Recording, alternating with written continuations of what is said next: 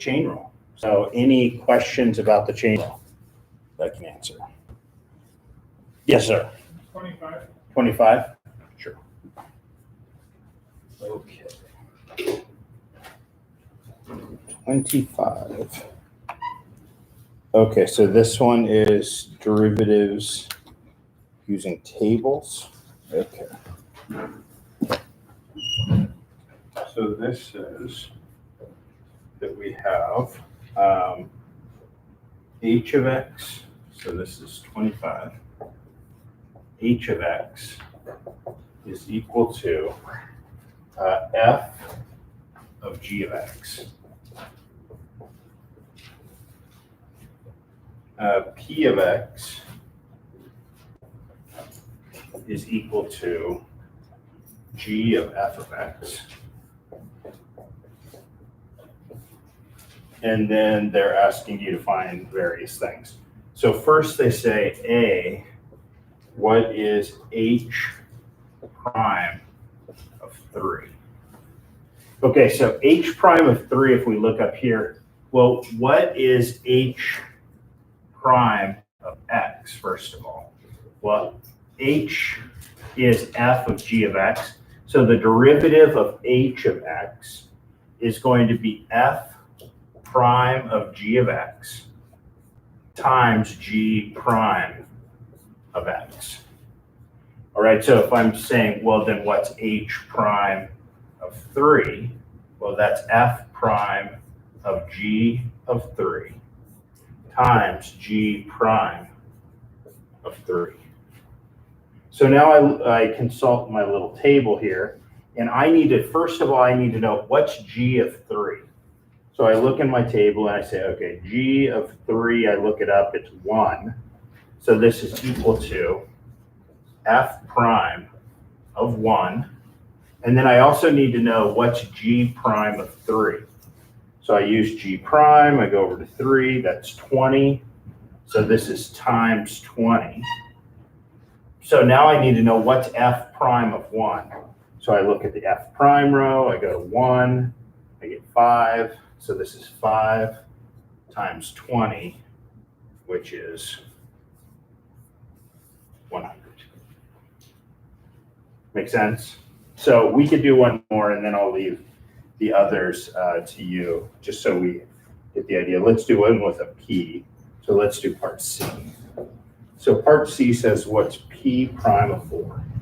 P prime of 4.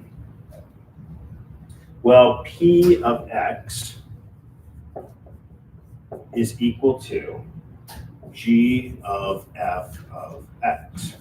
So P prime of x is equal to g prime of f of x times f prime of x by the chain rule. Okay, so then I want to know what's P prime of 4. So that's g prime of f of 4 times f prime of 4. So now let's figure some stuff out. That's g prime of f of 4. So I use my little chart. I say, what's f of 4? F of 4, they say, is 1. This is 1 times f prime of 4. So I use my little f prime chart, put in 4, I get negative 8. This is minus 8. And so now I just need to figure out what's g prime of 1. I look at my little g prime, go over to 1, I get 2. So this is 2 times minus 8, or negative 16. Sound good? Does that make sense? Yeah. Okay. Any other questions on this one before I move on? Okay, other questions? Yes. I just have a question on 31. Yes. There's a negative exponent, and I was wondering if when we take the derivative, we want us to put it in a fraction and make it positive, or if we can leave it. You can do either. So I think in this problem, since they're using the chain rule, they probably want you to just leave it there. But either way gets you the right derivative. So if you put that down on the bottom as a positive 3, and then you use the quotient rule, it would give you the exact same answer. Even though it might look different, but if you did a little bit of algebra, it's the same thing. Does that make sense? Do you want me to do it, or are you? That's fine. Okay, yeah, okay, sounds good. Other questions? Yeah. 51, sure. So 51.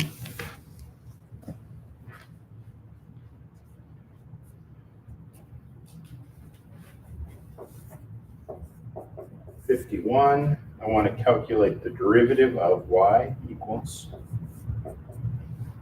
2e to the x plus 3e to the negative x divided by 3.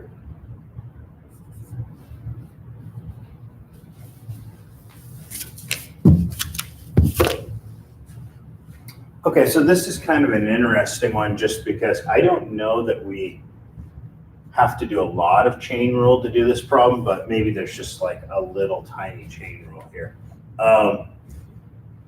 The first thing some people might be tempted to do is say, hey, this is a quotient, so we should use the quotient rule. And it's kind of like, well, you can. Although it's not actually, it seems like a waste of time because the bottom is just a constant. So you could just kind of move the bottom to the side and then take the derivative. And what I mean by that is I could just write this as 1/3 times 2e to the x plus 3e to the minus x. And this constant doesn't affect the derivative at all. Because if you have a constant times a function, the derivative is that constant times the derivative. So all I have to do is take the derivative of this thing and leave this constant alone. So if I'm finding dy dx, it would be the 1/3 just hangs out because it's constant. And then I just have to take the derivative of what's inside. The derivative of 2e to the x is what? Yeah, it's just 2e to the x. 2e to the x. And then the derivative, I guess if there is a chain rule in this problem, it comes in here. And that is that the derivative of 3e to the negative x is going to be, well, whenever you take the derivative of e to a power, you just rewrite it. So it's 3e to the negative x. But now we have to account for that negative x. We have to, by the chain rule, multiply by the derivative of negative x. And what's the derivative of negative x? -1. So we have to multiply this by -1. And that's it. So if you wanted to simplify this a little bit, you could. I still have a third. This is 2e to the x, and then this is just -3e to the minus x. And if you wanted to, you could write that 3 on the bottom. You don't have to. But that doesn't. Yeah. 65. 65? Okay, 65. We have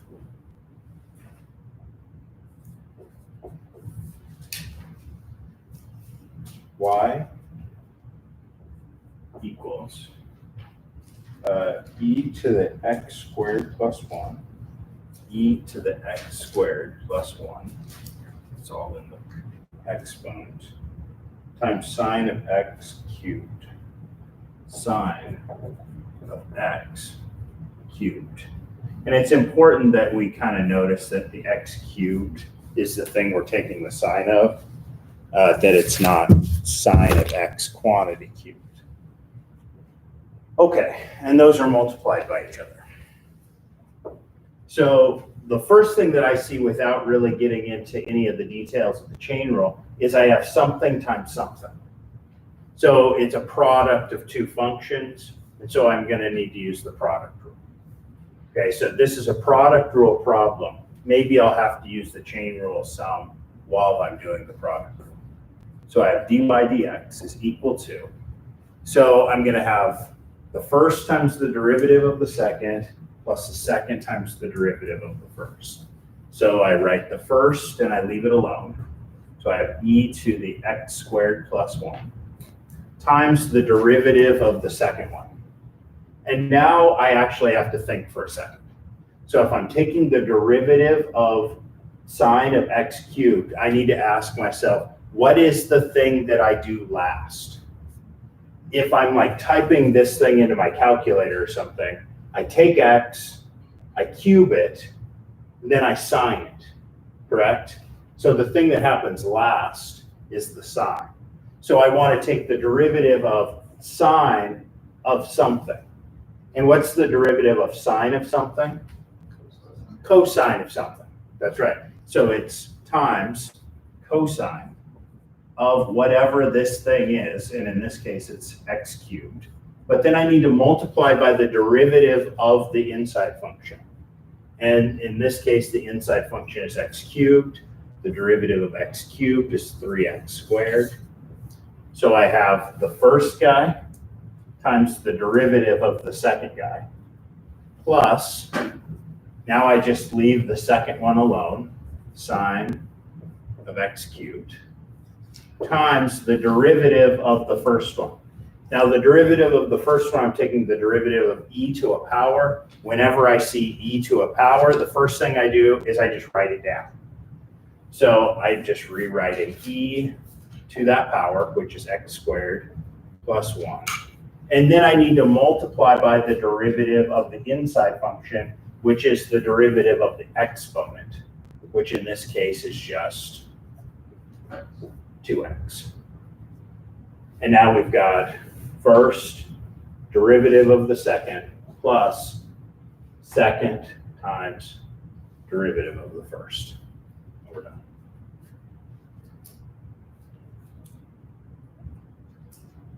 Would you try to clean it up at all? Or just Let's see. I could try. It's not going to look much better. Honestly, like, it's all a perspective of what looks better, right? Because I could factor out the e to the x squared plus 1 from both of them, but is that better? Yeah. Wow. So I think right now this is about as good as it gets. Yeah. You do 60. 61? Sure. Okay, so 61.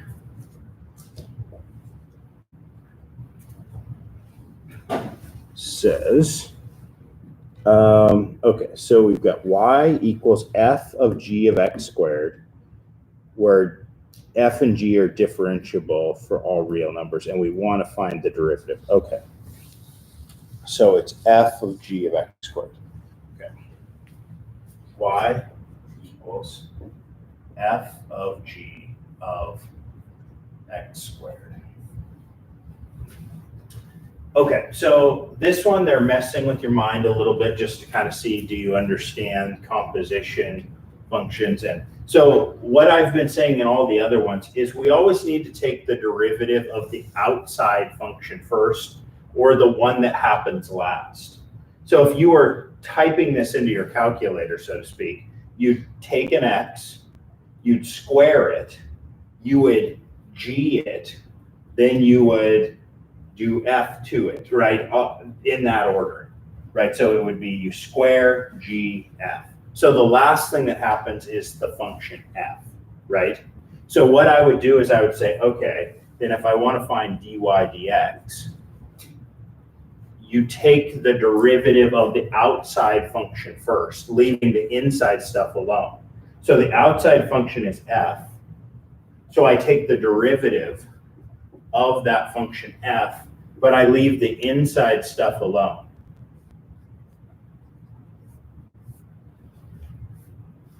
Does that make sense? Yeah. And then what I do is I say, okay, so I've taken the derivative of the outside function. Now I need to multiply it by the derivative of what's inside. So I need to multiply by the derivative of g of x squared. But how do I take the derivative of g of x squared? Well, I take the derivative of the outermost function first, which in this case is g. So I need to multiply that by taking the derivative of g, but leaving the inside stuff the same. But then I need to multiply by the derivative of the inside stuff, which is 2x.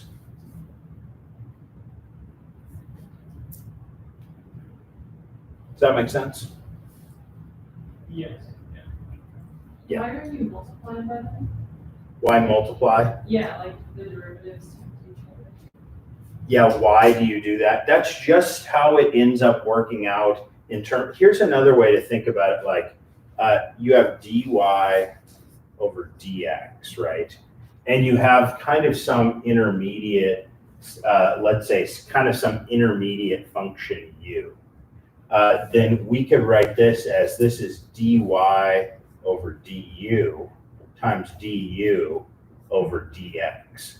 And if you think of these kind of little differentials here as things that can be canceled, then you can sort of cancel the du and you get dy over dx. So it's kind of like if I take the derivative of y with respect to some function u, and then I multiply it by the derivative of u with respect to the function x, then I get dy dx. And so it's always multiplied because of this. Does that make sense, kind of? And that's basically what I'm doing here is I'm saying, take the derivative of f with respect to the function g of x squared. So take the derivative of f with respect to this variable. Then multiply it by the derivative of that variable. And then I say, well, what's the derivative of this variable? Well, first I have to take the derivative of that g with respect to x squared. And then I need to say, and then multiply that by the derivative of the x squared. So really what I'm doing here is I have two variables going on. So I'm doing something more like dy dw times dw du times du dx is what I'm doing here. I have the first variable is my g of x squared. My second variable is my x squared. And then I have to multiply it by the derivative of x squared. Does that make sense? And that's why it needs to be multiplied, because at the end of the day, what's going on is these are kind of like canceling out and giving me dy dx. That's a way of thinking about it, at least. I teach a class for upper division math majors. It's called Real Analysis. And in Real Analysis, we go back through calculus and we prove everything. So actually just, was it 2 days ago, I guess, I proved the chain rule in Real Analysis, going through kind of a more formal proof that the chain rule always works. And it's not easy to prove, actually, but it's a really, really important theorem when it comes to all the things you can do in calculus, because there's so many problems that we just can't do if we don't have the chain rule, or at least we can't do them very easily. Other questions? Yes, sir. 69. 69. Okay.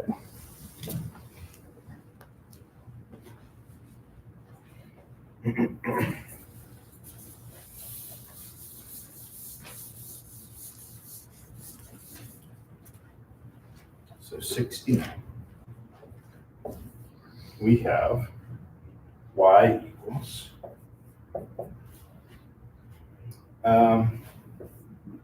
x plus 2 times x squared plus 1, all of that raised to the fourth.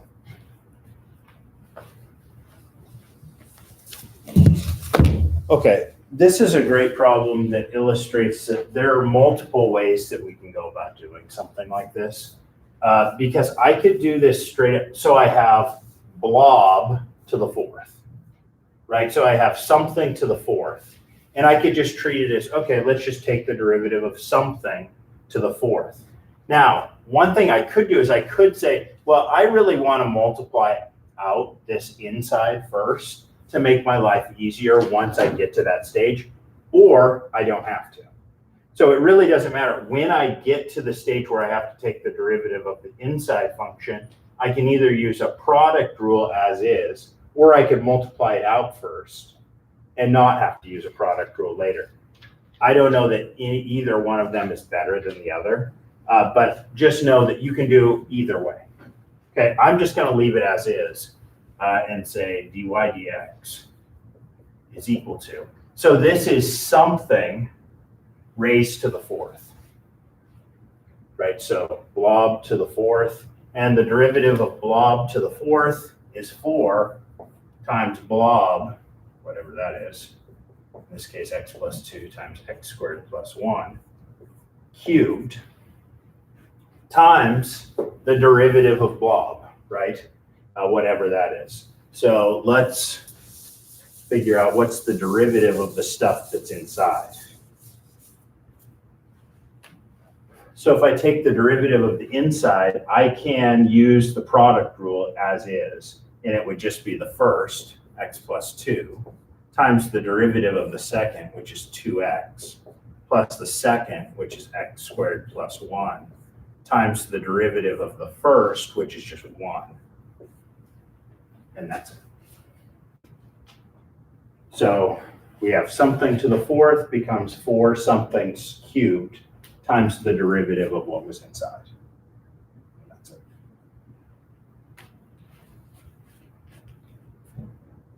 Other questions? Yeah. This is kind of similar, but it's 63. 63? Sure. Oh, yeah.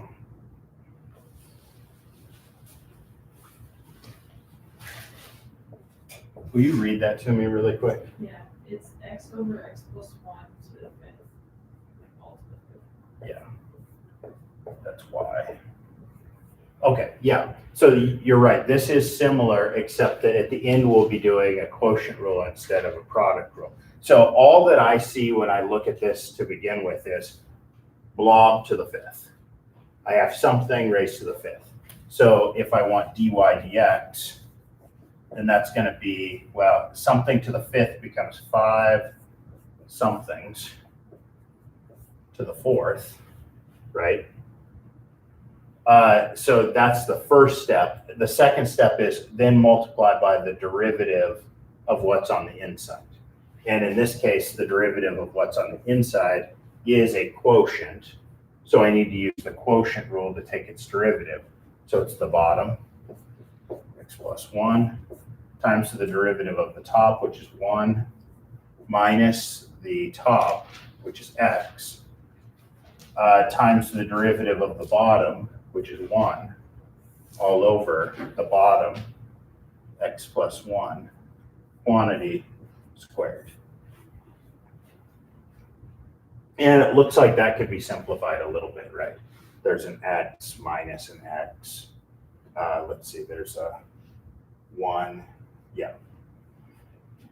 So that can get a little more simple, but that is the derivative. Yes, sir. Can we look at 57? It seems similar. Sure.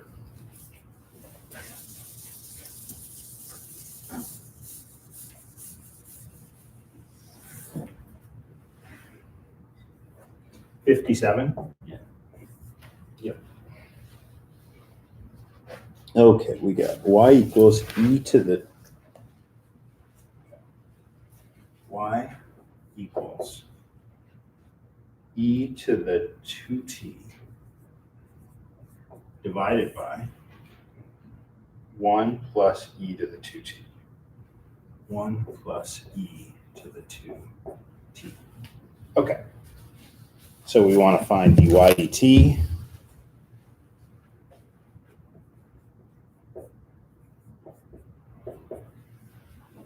So when I look at this one, I don't see something raised to a power.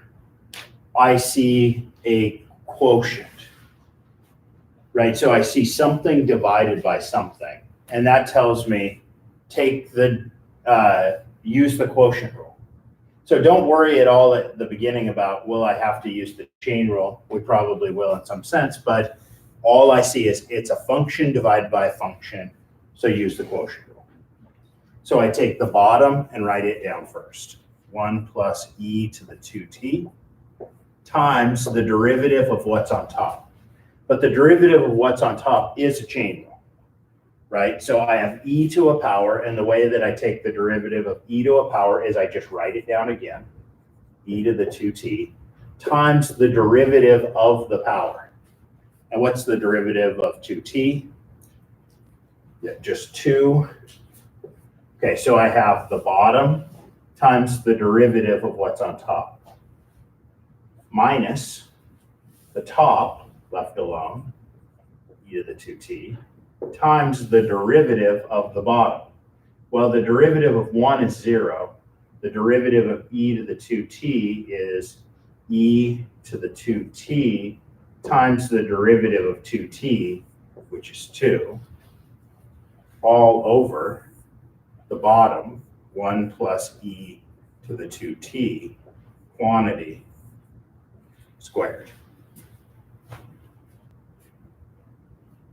And as usual, I could probably clean this up. It looks like some stuff definitely does cancel, like I have e to the 2t times e to the 2t times 2 minus e to the 2t times e to the 2t times 2. So that whole top looks like it just becomes, if we were cleaning this up, this is going to be 2e to the 2t over 1 plus e to the 2t quantity squared.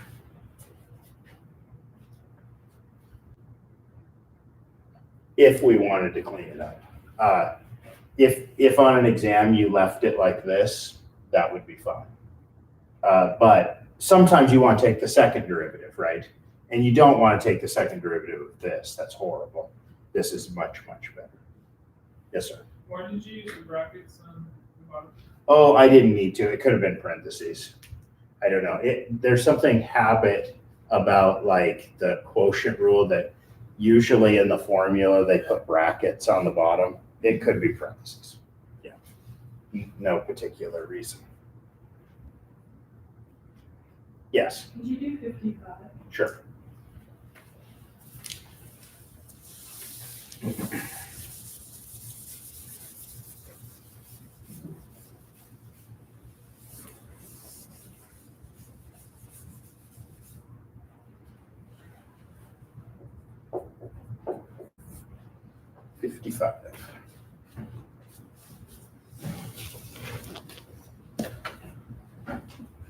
We have y equals sine the fifth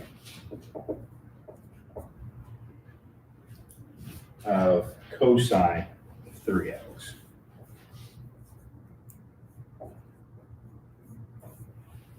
Now this one's fun. Okay, so the question here is, and maybe the hardest part of this whole problem is, what is it that happens last? So if you were putting this into your calculator, you'd take the x, you'd multiply by 3, you'd take the cosine, then what would you do? You take the sine, and then you would raise to the fifth. So the last thing that happens is, really this is just a bunch of stuff to the fifth, because this is just kind of shorthand for sine of cosine of 3x, all of that to the fifth, right? That's just our shorthand way of writing that. Okay, so if I want to take the derivative of this thing, dy dx, then the first thing I want to do is I have a bunch of stuff raised to the fifth. So blob to the fifth, right? So the derivative of blob to the fifth is 5 times what's inside, which is sine of cosine of 3x to the fourth. So I took the derivative of the something to the fifth. I got 5 somethings to the fourth. Then I have to say, then what's the derivative of the inside? Well, there's still some work to do here because the inside is sine of something. So the derivative of sine of something is cosine of that something. So this would be times cosine of 3x. But then I need to multiply by the derivative of the inside function. So I needed to multiply by the derivative of cosine of 3x. But cosine of 3x is cosine of something. The derivative of cosine of something is negative sine of that thing. But then I need to multiply by the derivative of the inside function, which is 3x, and the derivative of 3x is 3. So there's a lot of chain rules going on in this problem, right? There's one for the fifth, one for the sine, one for the cosine, one for the 3x. And you just, it's not really that hard to do the chain rule, as long as you're not trying to do more than one of the derivatives at the same time. It's kind of like, first I just do the fifth, then I just do the sine, then I just do the cosine, then I just do the 3x, and you get all the different pieces. Does this one make sense to everybody? Any questions on this?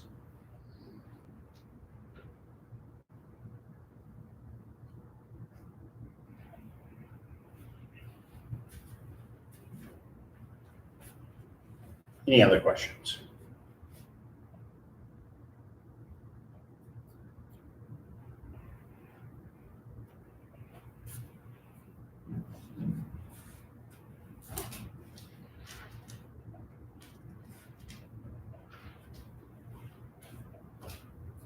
Okay, well, we have a little bit of time left, but we don't need to take it if no one has any more questions. So that's it for today. The next section is assigned over implicit differentiation, and we will talk about that on Friday. Have a great day. I will see you then.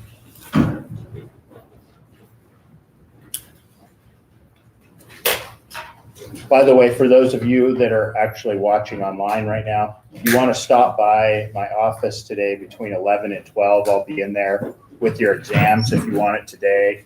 If you don't want it today and you want to wait till Friday, I'll have it with me on Friday. See you then.